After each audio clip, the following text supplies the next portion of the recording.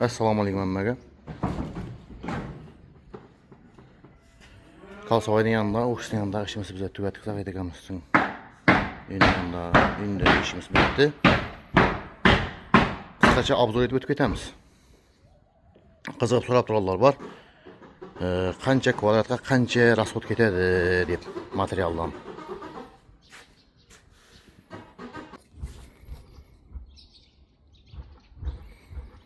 Uyning bu yoq bitimini bordyur, styashka. Bordyurning balandligi 1.20 bo'ldi. Bir tekis 1.20. Styashkaning qalinligi даже 20 cm yerlari bor. 15-20 cm yerlari bor.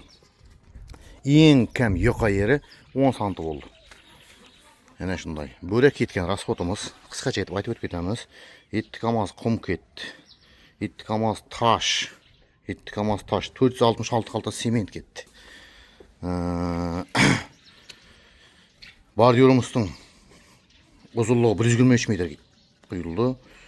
Styashka 332 kvadrat quyildi. Styashka 332 kvadrat.